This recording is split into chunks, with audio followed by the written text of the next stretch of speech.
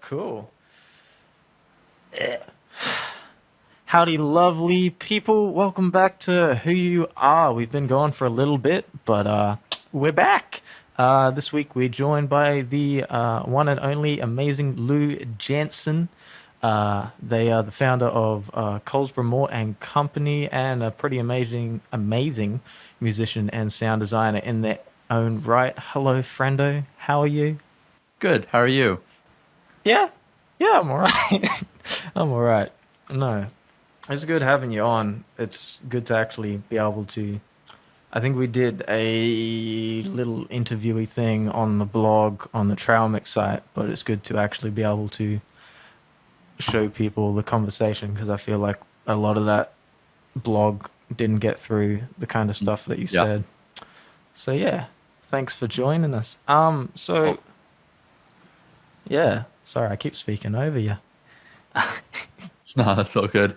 Always happens with these internet conversations. Yeah, they're always a bit funny. Cause lag.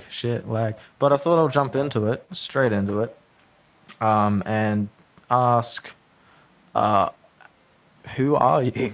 Who are you? How would you describe yourself musically and what you do? Tell us a bit about that and yourself.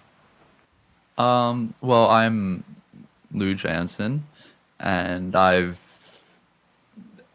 just I guess a multi-instrumentalist, producer. I just like making music. I've always liked making music. Like even before I started properly, I suppose, writing music, I was making and producing music. And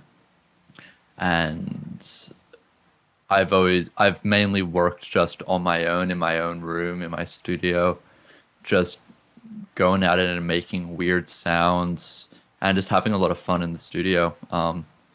I have found I gravitate, especially over the past few years, towards weirder, more experimental sounds, coupled with like a lot of like traditional songwriting, combining elements of folk, rock, alternative music with lots of distortion, artifacting, noise, weird sounds of both kind of analog tapiness and also very fun, wacky digitalness. That's the way. Oh shit. So you got you got a lot of stuff going on with your music. I definitely listening to it, you can hear all those influences. Why you mentioned that you're drawn to the kind of weirder stuff in music. Why do you think that is? I don't know. I find I've just generally gotten bored with, I suppose, the more kind of pop oriented stuff. Not saying that it is boring or that it is simple or like not important. It's just if I have the opportunity to make something sound weird or strange, I will take that. And I think that's just how I've always liked working. I've always like, yeah, it's always the thing of asking what if in sound design and songwriting. Like, what if you did this or that to the sound instead of just doing what you always do? But I mean, at the end of the day, I'm not quite sure why I gravitate more towards weirder sounds. I do enjoy at times making like very kind of a lot more straightforward stuff, a lot like simpler and more drawn back, more accessible in some rights. But I feel like my comfort space is inherently just experimenting rather than just sticking to what I've done. And I think that also just goes back to what I said earlier. I've always A worked alone and B just been like in my own space. So I've always been in just a very comfortable space whenever I'm working on music. Uh, and that I feel just allows for so much more experimentation. And while it is fun to work with other people, I do really enjoy it.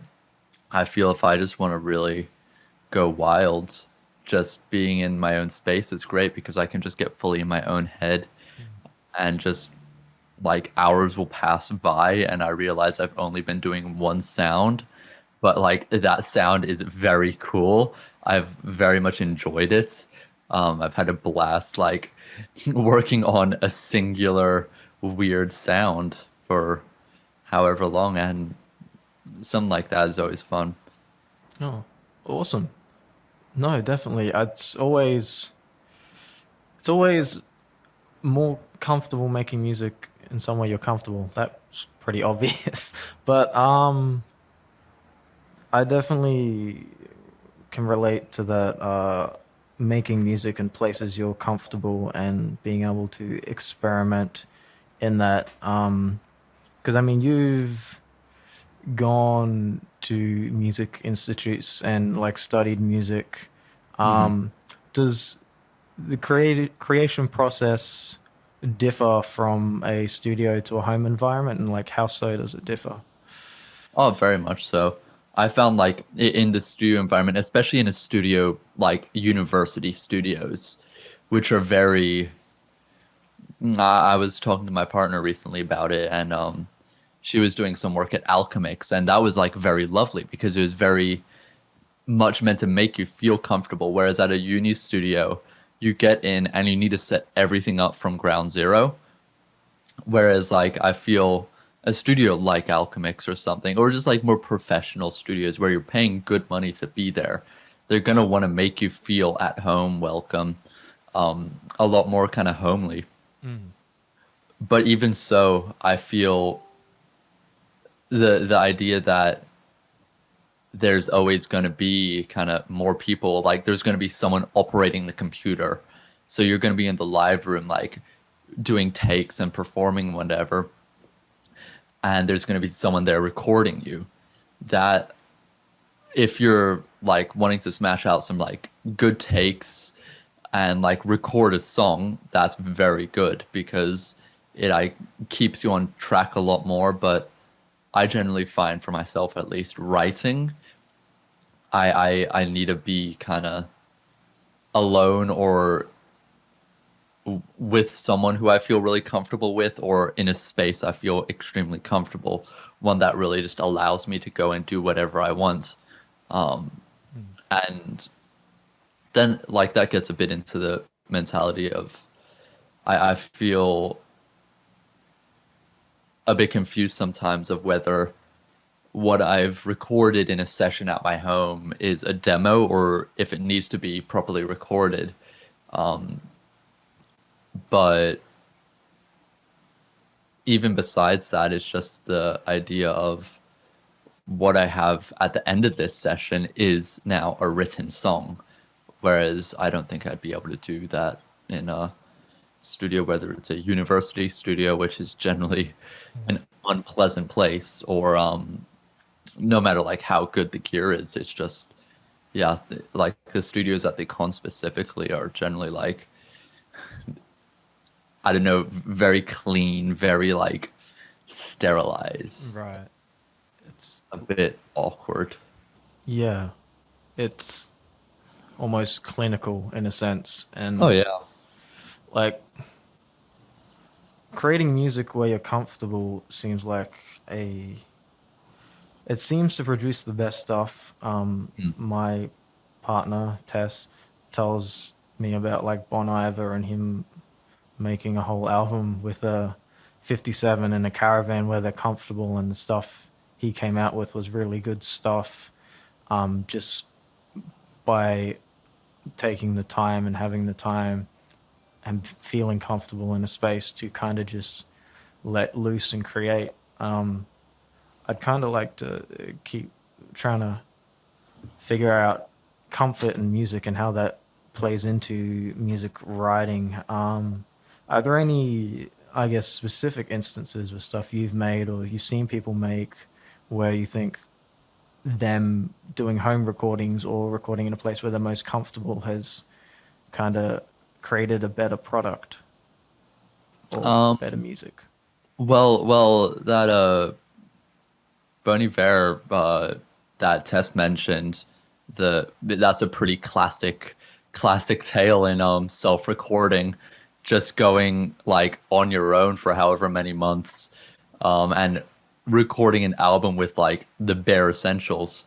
Like I think he literally had like a two input interface, 157 and a few guitars, and then just like Pro Tools, and with that he recorded that whole album. But I feel one that I really look up to is probably a few years before that, Phil Elverum of the Microphones did something very similar. Of although he had a proper studio this time, I think he had like full access to it and would just come in most nights by himself and record record just experiments onto tape. And eventually out of that came albums like The Glow Part 2, Mount Erie, which are some of my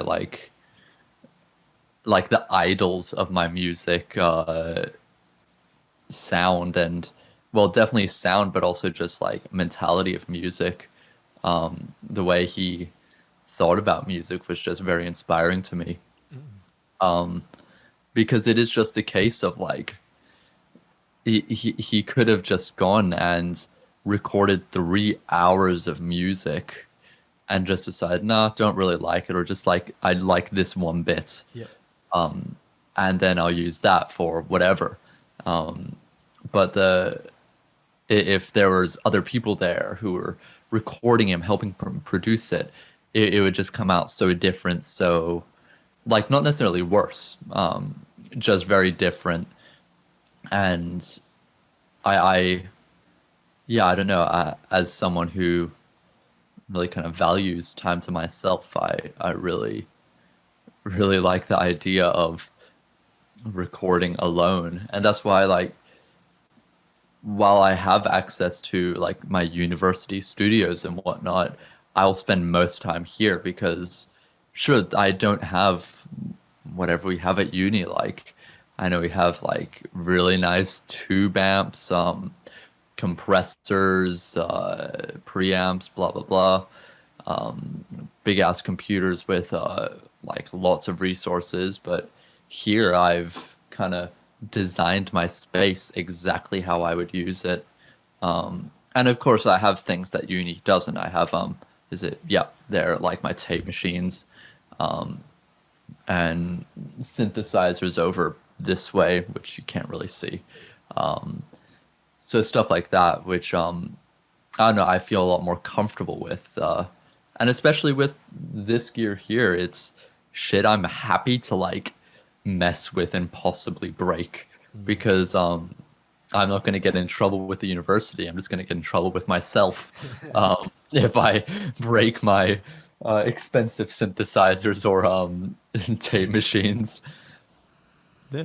No, it's awesome to have like that space set up in a way that reflects you. And I think that definitely from the music I've heard and the music I've seen you perform live, it's definitely you having access to that comfortable space Oh yeah. definitely creates music that is you. It sounds like you, and I think that's really, really awesome.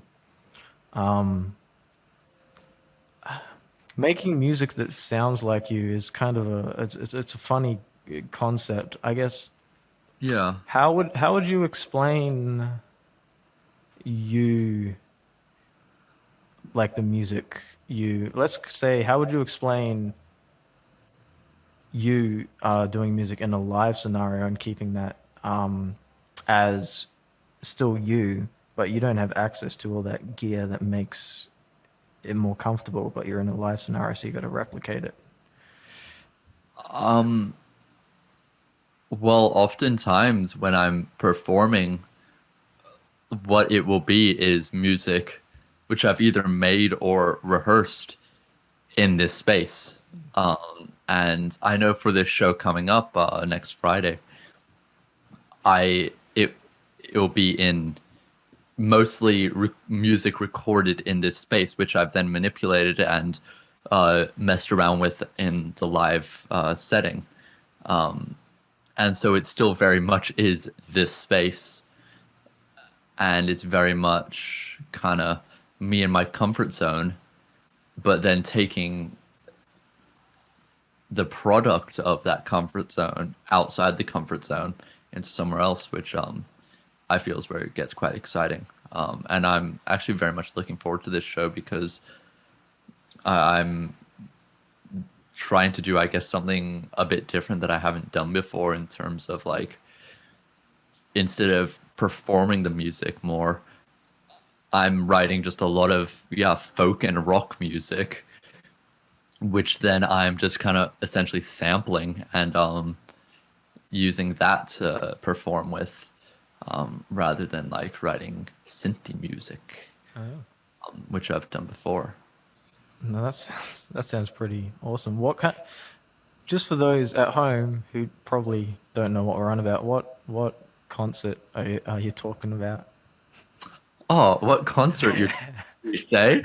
Well, this is the submerged not ambisonics, quadraphonic audio visual concert happening on the 29th of January, 2021, hosted by Trail Mix and Super Ordinary. I'm gonna clip that and put it in the plug ever. Nah.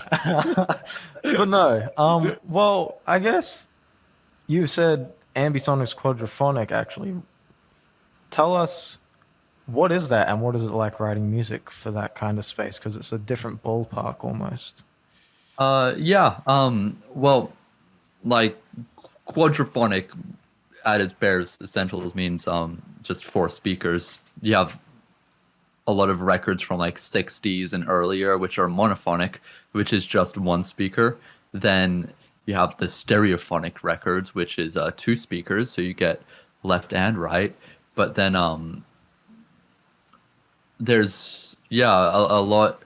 There's like surround sound, there's like cinema sound, which is all, and quadraphonics, which is all just having more than two speakers, especially having speakers behind you, so you're able to get like sound from in front and sound from behind, which just creates a different experience. It's quite exciting, and I find it's generally a lot more immersive.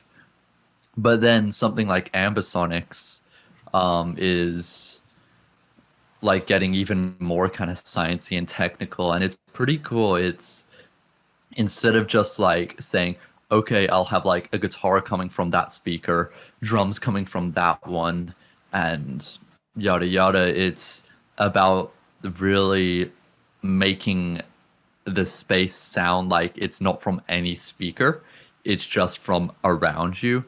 And of the music that I've heard done really well, I you could say like, oh, what was it? Yeah, I remember hearing some examples that our teacher showed us in class, and a lot of music mixed in kind of ambisonics or surround, like really properly. Sounds like, rather than you hear the instruments coming from each speaker, it sounds like you're in the room with the instruments playing, because you're able to get that very submersive, very immersive just experience with the music. And that's really exciting. That's really cool, because it just opens up a lot of avenues. It changes how you really perceive the sound, as opposed to just listening to it through one direction. You're actually feel like you're in a space with that sound, which is pretty cool. I enjoy it. And then you can do also like really cool, weird shit with that, because already you can experiment so much with stereo, but the idea of having two extra speakers to mess with is pretty exciting. Yeah. It's like adding a whole nother like several dimensions to the whole experience, kind of thing. Oh yeah. It's Um. Oh, yeah. Go on. I was just gonna say it's insane. Yeah, I've heard a couple of ambisonics, and I remember the first time someone showed me something done really well in surround. It's just like, oh shit, this is the future, kind of thing. Um, but yeah, so I guess a bit more specifically, how have you found composing in that kind of space?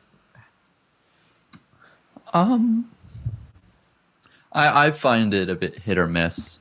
I had to do a lot of work with ambisonics over this past year for university, and I found that a bit troublesome, especially because it was what's called binaural ambisonics.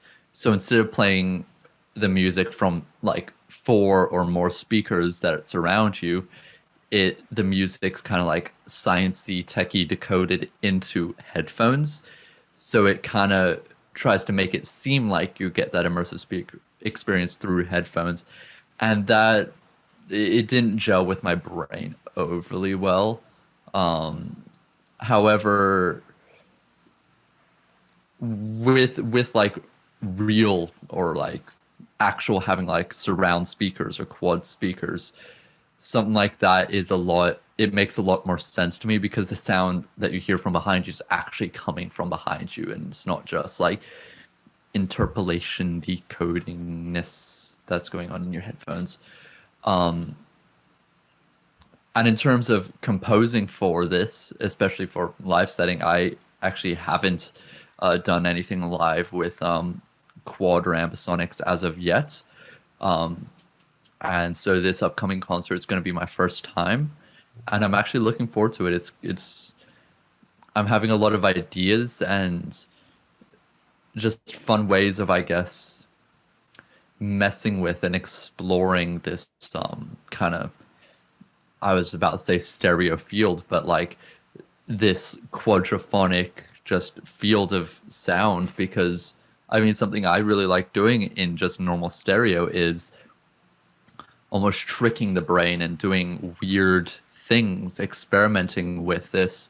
Let's say having like an instrument in your right ear, but then having the echo just in your left ear, and then it's like that weird kind of like whiplash effect. And the idea of doing something like that with four speakers rather than just two, either in headphones or speaker land, is quite exciting. However, in terms of actually composing for it, I'm working pretty similarly to how I normally compose, just with, I suppose, keeping in mind that I'm going to be performing, and specifically performing in quadraphonics, which is, I suppose, generally how I compose for live.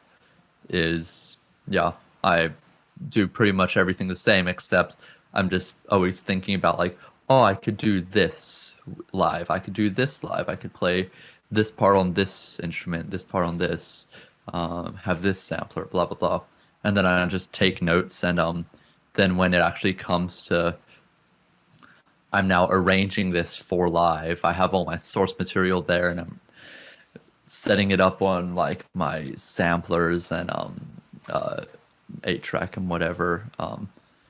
At that point, I have this big list of things which I'm like, okay, so I can do this, this, and this. I'd rather not do that idea. Oh, I could use this idea, but change it in a bit more into this one.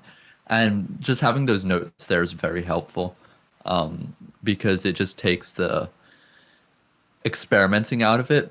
And I mean, I like experimenting, but when I'm prepping for a live show, I kind of need to just buckle down and go like, okay, I'm gonna do this, this, and this, and that's it. I'm Yeah. not gonna spend, like, unless I have however long to experiment for the show, I'm not going to experiment a whole lot. I'm just gonna try and strip it down to the bare essentials. Like even for this show, which is a week away, I'm still debating whether I want to actually play my MS-20, because then that's just like, it's just another element which I need to lug around, plug in, make sure it works, rehearse with. Um, Yeah, but you should do it though, because that sounds fun. yeah, yeah, no, it sounds so fun. And just messing with that thing, I can play it for fucking hours on end, and I never get bored of it. It's just a very inspiring synthesizer. Mm. No, it's definitely it's good to see that it's kind of all plays into to your live performance, having the stuff that you're comfortable with and working with ambisonics, and it's all holistic in a weird way. And I find it hard to explain holistic because I don't know what the plural for holistic is, but it's awesome to kind of see how everything plays into how you write music and perform and just Oh yeah. make cool stuff. Um, I do just want to. It's going to be a bit of a swing, but Coles, Bro, Mort and Company. Yeah. That's your current. I guess your current main project. It's music production studio kind of thing. Tell us a bit about that. Well, like sometime last year, um, I think around when you were setting up Trail Mix, I was like, I should actually start kind of, I guess, advertising myself a bit as well. And so I initially was like, all right, I'll do like Lou Janssen Sound Productions. I was mocking up a bit of a website and everything and didn't really like the name, so I came up with Colesborough Morton Company, which I like. It's just very obtuse and stupid. Yeah. But it sounds like, yeah, well, I mean, it's based off of a name of an old wool company, um, which I find quite exciting. I like all those like very like Australian, like old Australian with a lot of like English heritage. Yeah. Just very kind of like weird naming schemes and shit. But yeah, so I Colesborough Morning Company just started out as like my website, my blog. Then I just thought like, hey, I'll advertise my kind of sound production through there as well. And then I was messing with the idea for a while of like a record label as well. And then, well, recently, at the start of the new year, or actually, well, a bit before, at the end of the last year, I just released a bunch of music officially that I had made over the course of 2020 as like the first release on my label, Colesborough Morton Records.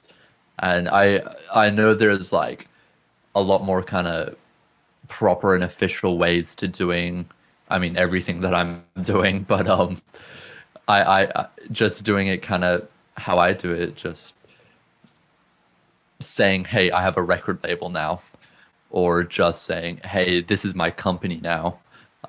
I find is just it's good because it's then actually, instead of me just getting bogged down and getting anxious about like, okay, I need to get registration, ABN, blah blah blah. I'm just like, okay, I advertise, hey, this is my company, and then the other stuff will come later. Yeah.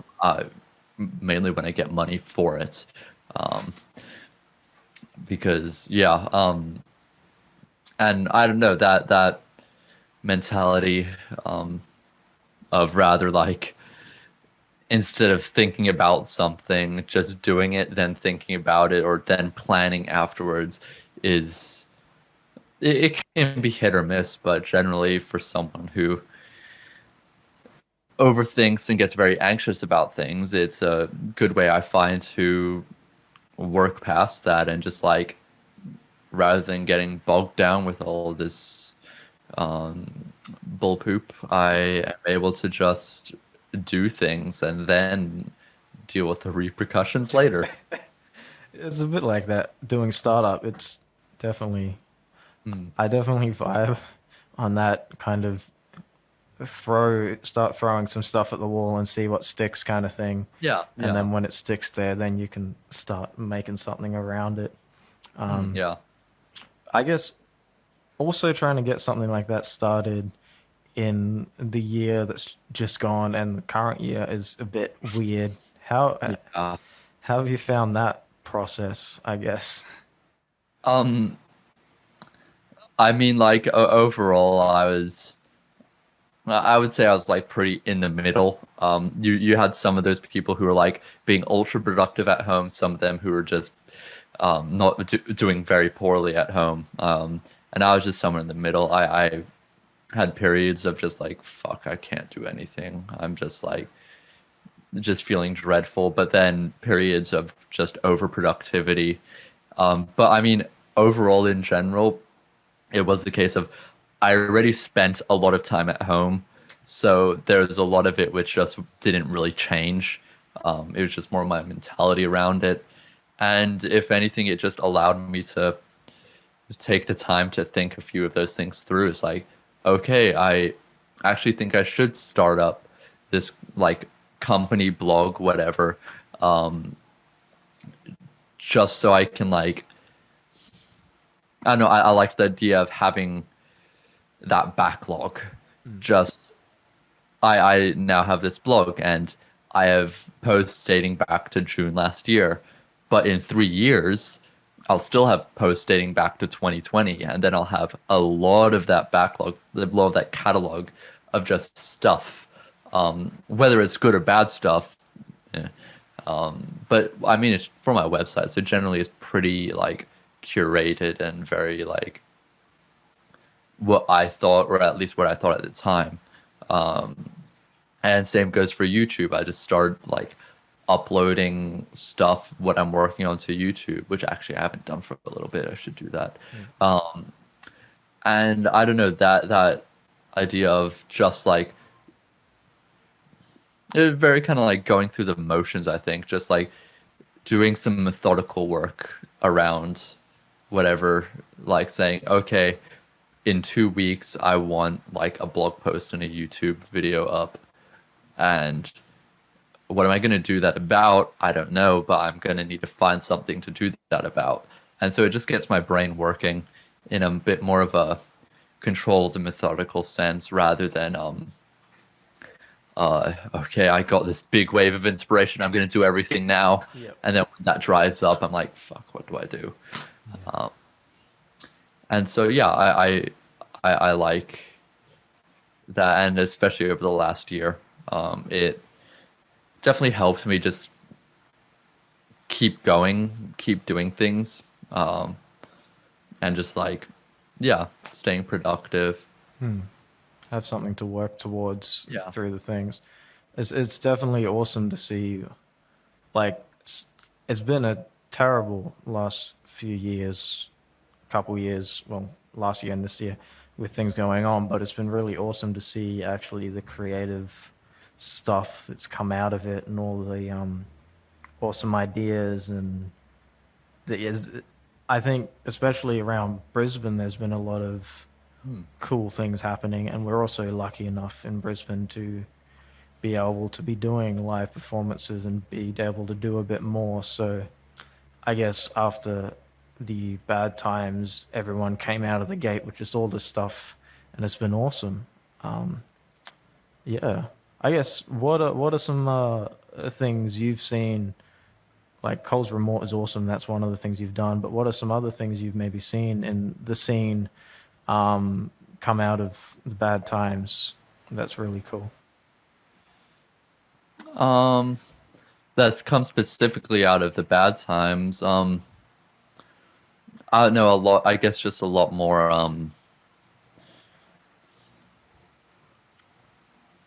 hmm. Tricky questions. Yeah, no, I have something I'm just working towards my head, which I think is, I guess, just a lot more kind of uniting and banding together of a lot of like artists, a lot of just arts sector is very kind of like they're getting together and very much supporting each other, which is a very good thing, but it's coming out of not just COVID, but because of that, a lot of like funding is getting removed, and a lot of that stuff, which is just very icky and bad, and it sucks. And a lot of arts is going like, we can't support ourselves because we have no support from government, from uni. So like there's just a lot more support between arts and stuff, which is very good. It's very nice to see that. And yeah, I mean, specific things that I've gotten involved in, which is I think main thing is Electrolab, which is Brisbane-based show hosted by Tara Patterson, which is it's been really lovely being involved with this because it's very much just showcasing a bunch of local and very like undiscovered and just like non-publicized art, especially in the kind of more harsh noise scene, especially in the more queer scene, which is really exciting. Tara, who has been involved with this scene for a while now, is just helping like a bunch of kids like me really get out there and get involved with the scene, which is extremely lovely, extremely kind. And yeah, I'm very thankful for her, and I'm very thankful to be in a place like Brisbane. Like you said, we're able to have shows. We're able to like have that face-to-face community a bit more, which is I'm very, very grateful to be here. Because while it did suck here, it unfortunately isn't the case elsewhere. It's a bit worse, to Yeah. say the least. No, it's been a rough year, but it's good to see, as you said, the people coming together and supporting each other, and it's Mm. awesome to hear about Electrolab. A couple of their concerts I've seen has been really. One of the concerts I went to was really cool, and like now what you tell me about them kind of makes me like them more. So that's really really awesome. Yeah. Shit. Well, I guess that probably comes to time. Thank you very much for joining us, and kind of talking about these things and being the first person back after a bit of a break with this. Yeah, thank you very much for coming on. No, good. Thanks for having me. It was nice to chat. Yeah, it's good. I, it's good to actually properly talk to you about this kind of stuff without me doing silly things. But uh, no, is there anything that you might wanna plug before we sign off? Not really, I suppose. Mainly like the show. Yeah. And I know there's another Electro Lab coming, I think a week or two after that one. So just keep your eyes and ears peeled for that. Some fun shows, both of which I'm playing at. Hey, Should well, be. yeah. If you live in Brisbane and want to go see Lou play, come along to Submerged or Electro Lab a couple weeks after that. Links in the doobly doo, as the kids say. Uh, oh, but no. Uh, yeah, we'll leave it there. Bye, guys. Ciao.